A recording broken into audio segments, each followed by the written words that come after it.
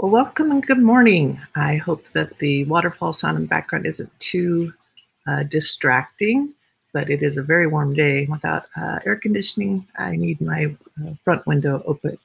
I just wanted to introduce class. This is going to be uh, really quick to try to keep it into short clips this year. Welcome to remote learning and anatomy and physiology. I am on the classroom webpage. In a separate video, I will navigate students and parents to how to use this website and where to find everything. But I will be right here on a PowerPoint called the Introduction to the Course. All of this information for students will come through Google Classroom. But I also have a Google site for those of us that like a different organized structure to all of our documents in class. So welcome to Anatomy and Physiology. We're in our virtual room 508. Hopefully we'll be in our real room at some point soon. I'll be talking more in our synchronous, so our live meeting. There are slides in here that are referencing both. So I'm going to skip through a couple of these just so that you know on our first live meeting to have a Word doc ready and make sure that your Chromebook battery is charged. One of the activities we'll do on a frequent basis to get to know each other is Truths and Lies, and Truths and Dream Wish. I'm going to try that version as well this year. So our district has talked about a core 4. I'm going to keep this brief that we have our Google Classroom, we have our Weave video, which is all of these asynchronous recorded lessons will come through. Our Zoom meetings, which are our live sessions, that on my week at a glance, check for those, make sure those are marked on your calendar. And then Parent Square, where all of our communications will come through and where you can communicate to us in a variety of different ways. In your browser, go ahead and type this right here, classroom.google.com.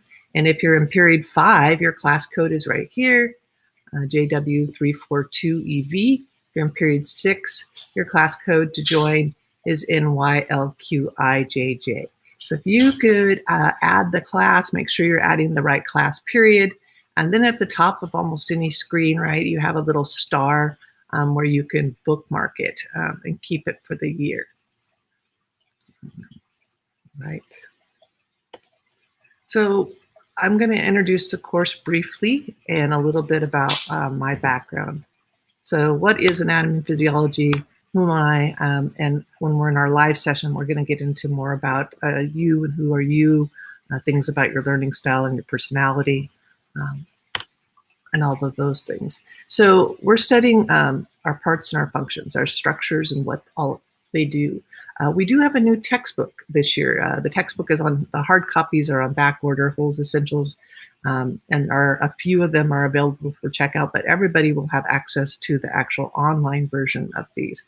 And I will walk through kind of the code for accessing that and talk about where that information can be found. Our semester 1 topics tend to be about learning the vocab and talking in Latin and Greek in these first few chapters.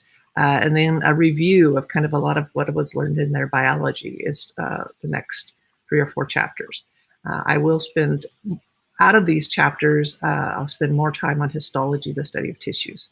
I'm going to go through this because things will look a lot different this year, just in terms of having a new textbook and the fact that we're going to be doing this at first virtually. I tend to do a lot of things hands-on with a lot of modeling. So as we get into this, I will give different options that students can do to practice this information. It is really important that you do practice. It's brand new, like learning a brand new language with anatomy and physiology.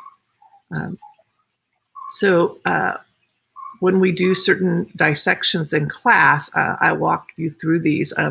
Where we can, we're going to do simulations, and where we can use other supplies that you can use at home, I will have that available, but ask questions early and often. All right, guest speakers, I'm working on creating a kind of a list of and calendar with guest speakers, hopefully that can be with us live and ones that can record what their careers are like.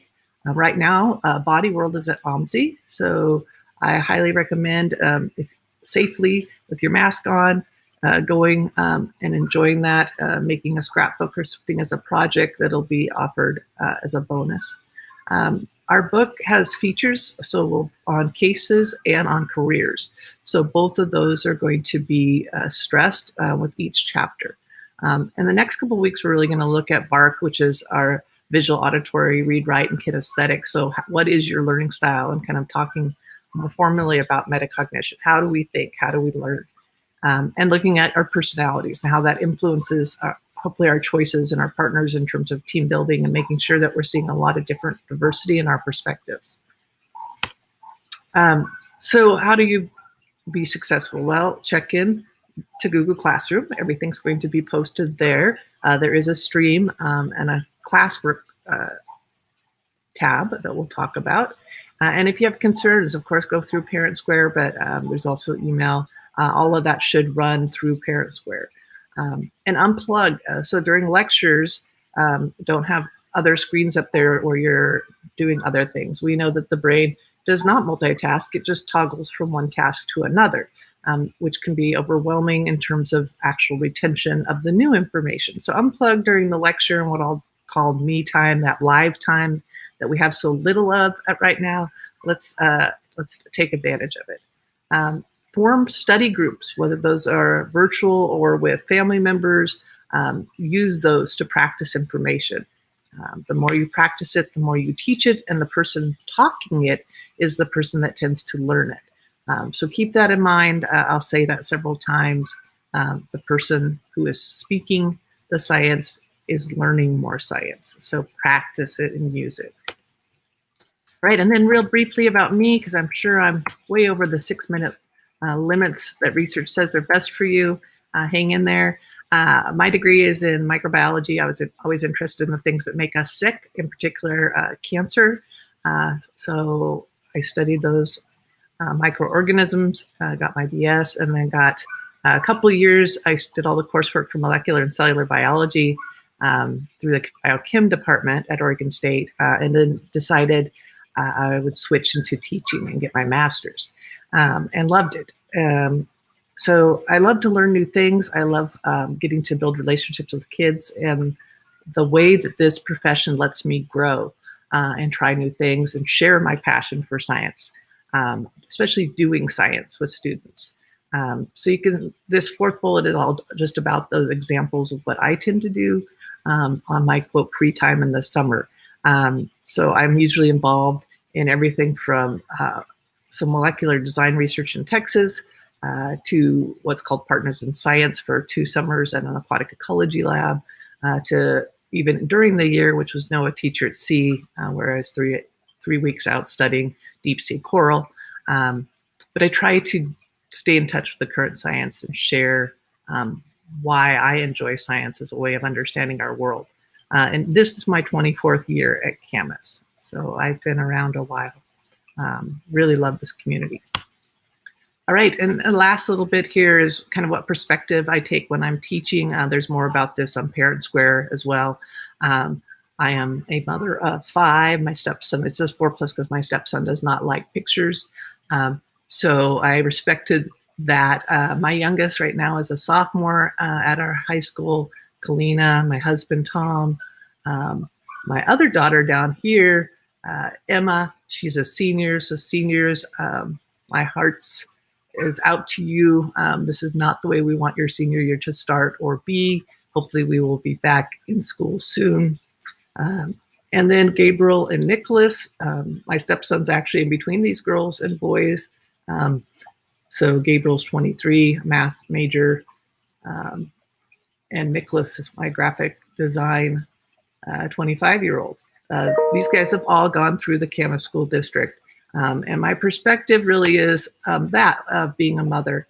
And as not all mothers are the same, but most of us want the very best and love our children to death and care about them just like we as teachers feel about our students. We want the very best for them. We want them to give their best effort. And we just ask them to try. And And one of the things that I've learned as a parent is how different each of these kiddos were just in their and are in their process of learning and their approach to life and how they see things. And I picked these particular pictures to remind me that, yes, this one of the four of them during the holidays, I, of course, posted one to Facebook where they're all sitting nicely. But we know that it probably took 9 other pictures that look more like this. But it makes me smile because this is what life's about, is all these other moments that we have of being goofy and silly and enjoying each other, versus maybe the other side or the face that we make around others. I want the kids in my classroom to feel comfortable to be themselves and to build that community and that culture. And even though you can see my son when he's graduating from campus looks thrilled here, this is the day I look forward to with my seniors. I want to see that when I'm done and you leave my classroom or any of our classrooms, that all doors are still open to you, that you're able to do whatever it is you want to go on to do in life, whether that's work or college, but that those are all available. Well, my time is up for this first segment, and I have background children waking up. So with that, I will see you in the next video.